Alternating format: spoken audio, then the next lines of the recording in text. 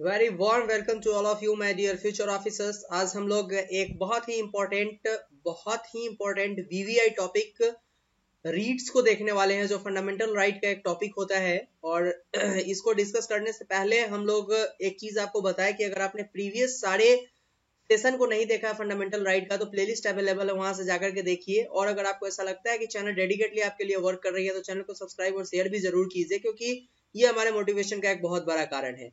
आज के टॉपिक के ऊपर अगर आएंगे हम लोग, तो आज हम लोग डिस्कस करने वाले हैं रीट को। रीट हम लोगों ने इससे पहले देखा था कि सुप्रीम कोर्ट और high court, supreme court article 32 और जो है हाई कोर्ट 226 के थ्रू रीट्स जारी कर सकता है। और इसी रीट को देखने वाले हैं हम लोग कि ये किस तरीके के होते हैं, इसका क्या मकसद होता है। तो सबसे पहले ये देखिए कि आर्टिकल 32 के थ्रू सुप्रीम कोर्ट और हाई कोर्ट जो है, सबसे पहले आर्टिकल 32 के थ्रू सुप्रीम कोर्ट और 226 के तहत हाई कोर्ट रीट्स जारी कर सकता है। और ये रीट जो होते हैं वो चार प्रकार के होते हैं। पहला होता है बंदी प्रत्यक्षीकरण रीट, दूसरा परमादेश, तीसरा प्रतिषेध, चौथा उत्प्रेषण और पांचवा जो है वो अधिकार पिछड़ा। मतलब 5 प्रकार के रीट्स होते हैं। ये पांचों प्रकार के जो रीट्स होते हैं ये अलग अलग तरीके के लिए, अलग अलग चीजों के लिए डिवाइड किया गया हुआ है, जिसको सेपरेट करके देखेंगे। लेकिन उससे पहले एक बहुत, अगर आप देखिएगा तो इंपॉर्टेंट पॉइंट ऑफ व्यू क्या आता है यहाँ पर कि 1950 से पहले केवल कलकत्ता, मुंबई और मद्रास हाई कोर्ट जो थे वही केवल रीट्स जारी कर सकते थे। बाद में इसको सारे उच्च न्यायालयों के द्वारा जो है आर्टिकल 226 के थ्रू ला दिया गया कि अब ये न्यायालय भी रीट्स जारी कर सकते हैं। तो रीट्स का मतलब होता है विशेषाधिकार। और ये 1950 के पहले, मतलब देश जो हमारा आजाद हुआ था उससे पहले की अगर बात करें, तो उस वक्त जो है वो उस वक्त भी हाई कोर्ट के पास सुरक्षित हुआ करता था ये पावर, और उस वक्त उसका अलग इम्पैक्ट था और आज के समय में इसका अलग इम्पैक्ट है। तो इसका जो मेन मकसद था वो न्याय का झरना, इसको इसीलिए बोला जाता था कि राजा के द्वारा ये इसलिए जारी किया जा सकता था क्योंकि उस वक्त न्याय को समग्र रूप से फैला दिया जाए। और सेम चीज यहाँ पर क्लियर किया गया हुआ है हमारे यहाँ। अब जो हमारा संविधान बनकर के तैयार हुआ उसके बाद से भी आर्टिकल 32 और 26 के थ्रू इसी को देखेंगे हम लोग। लेकिन रीट्स में एक टर्म एंड कंडीशन क्या जुड़ा हुआ है कि सुप्रीम कोर्ट जो अपना एपेक्स कोर्ट है ये हर वक्त ऊपर होता है, और जो है हाई कोर्ट जो हमारे होते हैं ये उससे निचला पोर्शन है। लेकिन रीट्स जारी करने में सुप्रीम कोर्ट के पास थोड़ा सा कम पावर है और हाई कोर्ट के पास ज्यादा पावर है, क्योंकि सुप्रीम कोर्ट जो है, उच्चतम न्यायालय, केवल मूल अधिकार के क्रियान्वयन को लेकर के रीट जारी करता है, जबकि उच्च न्यायालय जो होता है इसके अलावा जितने मैटर आते हैं उसको लेकर के रीट्स जारी कर सकता है। लेकिन अब ये अन्य उद्देश्य क्या होते हैं और अन्य मामले क्या आते हैं, इसमें ये आता है कि जो न्यायिक अधिकार होता है उसके अंडर में जितने चीज आते हैं सारे के थ्रू क्या कर सकता है कि हाई कोर्ट रीट जारी कर सकता है। लेकिन सुप्रीम कोर्ट जो है वो केवल फंडामेंटल राइट से रिलेटेड जब प्रॉब्लम आएगा तभी रीट्स जारी कर सकता है। इसके अलावा अगर आप देखिएगा तो उच्चतम न्यायालय किसी एक व्यक्ति या सरकार के विरुद्ध रीट जारी करता है। ठीक है, सरकार के विरुद्ध भी रीट्स जारी किया जा सकता है उच्चतम न्यायालय के द्वारा, और किसी व्यक्ति के विरुद्ध भी जारी किया जा सकता है। जबकि उच्च न्यायालय जो है वो संबंधित राज्य के जितने मामले होते हैं सारे के ऊपर रीट्स जारी कर सकता है। तो यहाँ पर भी हाई कोर्ट का जो पावर है वो सुप्रीम कोर्ट से ज्यादा आ जाता है रीट्स के मामले में। इसके बाद अनुच्छेद 32 के अंतर्गत उपचार में आप मूल अधिकार जो है अपने आप में मूल अधिकार है आर्टिकल 32। इसमें कहीं कोई शक नहीं है कि संवैधानिक उपचार का अधिकार जो है वो फंडामेंटल राइट है, इसलिए इसको संविधान का आत्मा कहा गया हुआ है। लेकिन उच्चतम न्यायालय अपने जो रीट क्षेत्राधिकार है उसको नकार नहीं सकता, उसके पास ये पावर है। दूसरी ओर 226 जो है इसके तहत उपचार विवेकानुसार है, मतलब कि अगर उच्च न्यायालय चाहे तो आर्टिकल 226 के थ्रू रीट्स जारी कर भी सकता है और नहीं भी कर सकता है। लेकिन आर्टिकल 32 के थ्रू जो फंडामेंटल राइट का अगर वायोलेशन होता है किसी व्यक्ति के, तो सरकार जो है, जो उच्चतम न्यायालय जो है वो एकदम बाध्य होता है कि आपको हम इसके ऊपर जो है वो रीट्स जारी करेंगे ही करेंगे। तो ये थोड़ा सा अंतर आता है। अब हम लोग आर्टिकल 32 और 26 के थ्रू जितने भी रीट्स है उसको सेपरेट करके देखते हैं। सबसे पहला रीट्स आपका आता है बंदी प्रत्यक्षीकरण रीट। तो ये जो है लैटिन भाषा का शब्द है जिसका शाब्दिक अर्थ होता है प्रस्तुत करना। मतलब कि अगर कोई व्यक्ति किसी कारणवश से निगरानी में रख लिया जाता है, हिरासत में रख लिया जाता है, तब न्यायालय मामले की जांच करता है, और हिरासत अगर व्यक्ति का अवैध माना जाता है तो बंदी प्रत्यक्षीकरण रीट जो है वो लागू किया जाता है।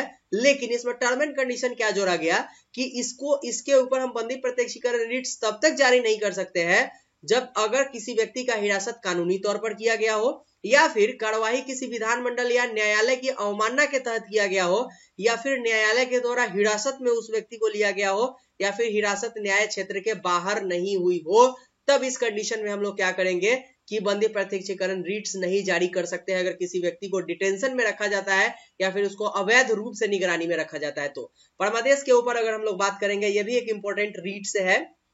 इसका परमादेश का मतलब थोड़ा सा इसको तोड़ लिए, परम आदेश, ठीक है, इसका मतलब होता है आदेश देना। यह किसी ये जो है तब जारी किया जाता है जब कोई व्यक्ति जो है अपने कार्यों से, जो व्यक्ति सरकारी पद पे होता है वो अपने कार्यों से अगर नकार देता है, तो इस कारण से उसको आदेश दिया जाता है कि वो यहाँ पर अपना जो है वो पक्ष रखे कि किस कारण से उसने इस चीज को नकारा है।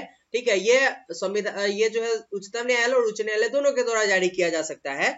और इसमें किसी भी सार्वजनिक निकाय, चाहे वो नगर, चाहे वो निगम होगा या फिर अधीनस्थ न्यायालय होगा या फिर प्राधिकरण होगा या सरकार के खिलाफ समान उद्देश्य के लिए सरकार के तहत जो चीजें चलाई जा रही होती है उसके खिलाफ हम लोग इसको सामान्य उद्देश्य से जारी कर सकते हैं परमादेश रीट्स को। ठीक है, इसके बाद परमादेश रीट्स किस कंडीशन में जारी नहीं हो सकता है, तो जब कोई निजी व्यक्ति होगा उसके ऊपर परमादेश रीट्स जारी नहीं किया जाएगा, या फिर कोई जो है वो निजी इकाई होगा उसके ऊपर। इसके बाद ऐसे विभाग जो गैर संवैधानिक होंगे, नॉन कॉन्स्टिट्यूशनल बॉडी जो होंगे, उसके ऊपर ये चीज नहीं आता है। इसके बाद है संवैधात्मक जो दायित्व होते हैं उसको लागू करने के लिए फिर भारत के राष्ट्रपति या राज्यों के राज्यपाल के विरुद्ध हम लोग परमादेश रीट्स जारी नहीं कर सकते हैं। उच्चतम न्यायालय के मुख्य न्यायाधीश के ऊपर हम लोग परमादेश रीट्स जारी नहीं कर सकते हैं। इसके बाद आ जाइए आप लोग प्रतिषेध रीट के ऊपर। इसका शाब्दिक अर्थ होता है रोकना।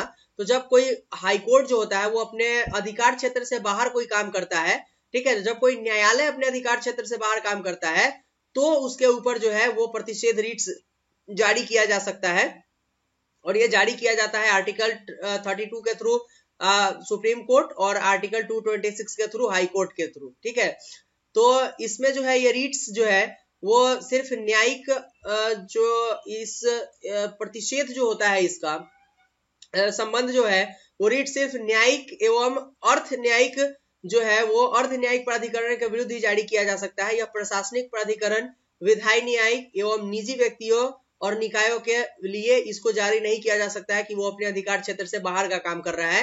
केवल जो है वो न्यायिक, केवल जो है वो अपने नीचे के जो न्यायालय है उसी के ऊपर हाईकोर्ट और सुप्रीम कोर्ट इसको जारी कर सकता है। उत्प्रेषण की अगर बात करें तो इसका शाब्दिक अर्थ होता है सूचना देना। अगर किसी कारणवश जो है वो अधीनस्थ न्यायालय या फिर जो है वो उच्च न्यायालय के अधिकरण लंबित मामले अगर उसके पास होंगे तो हाईकोर्ट ये मांग सकता है उससे ये सूचना ले सकता है कि किस कारणवश ये जो है वो लंबित है और इसको उत्प्रेषित करके अपने पास डायरेक्ट बुला सकता है। ये पावर उत्प्रेषण का है। ठीक है, तो ये हाईकोर्ट जो है अधीनस्थ न्यायालय के लिए करता है। ये जो है वो अधीनस्थ न्यायालयों से डायरेक्ट अपने पास किसी मैटर को मंगा सकता है और सुप्रीम कोर्ट जो है वो हाई कोर्ट से अपने पास मंगा सकता है किसी मैटर को। ये उत्प्रेषण कहलाता है। इसके बाद आ जाएगा अधिकार परीक्षा। अगर किसी कारणवश कोई व्यक्ति किसी चीज, किसी सार्वजनिक कार्यालय या जो दफ्तर है या फिर कोई पद है उसके लिए वो एलिजिबल नहीं है और वो अवैध रूप से उस पद पर रहे, तो यहाँ पर अधिकार परीक्षा का यूज किया जाता है इस व्यक्ति के ऊपर, और सार्वजनिक कार्यालयों के ऊपर भी इस चीज को लगाया जा सकता है। ये सारे रीट्स थे आपके जो इंपॉर्टेंट थे। यहाँ से एक क्वेश्चन फटाक से आपसे पूछ लिया जाता है और डायरेक्ट क्वेश्चन होते हैं, इसलिए इसको कवर करते हुए चलिएगा, सीधे एग्जाम में आने वाले क्वेश्चन होते हैं यहाँ से। तो एक सेपरेट वीडियो आपके लिए तैयार किया गया हुआ था रीट का, यहाँ से क्वेश्चन आते हैं। तो अगर आपको लगा कि ये सारे इंपॉर्टेंट थे तो चैनल को सब्सक्राइब और शेयर जरूर कीजिएगा और साथ में वीडियोस को जितना हो सके शेयर कीजिएगा, क्योंकि ये सब हमारे मोटिवेशन का एक कारण होता है। ये सेशन नंबर आपका 7 था।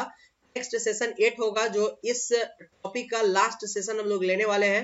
इसके बाद से फंडामेंटल राइट आपका सेशन खत्म होगा। इसके बाद से हम लोग नए चैप्टर को स्टार्ट करेंगे। तो ये था आज के क्लास के लिए। मिलते हैं नेक्स्ट वीडियो में, तब तक के लिए चैनल को सब्सक्राइब और शेयर जरूर कीजिए। Thank you, goodbye and take care.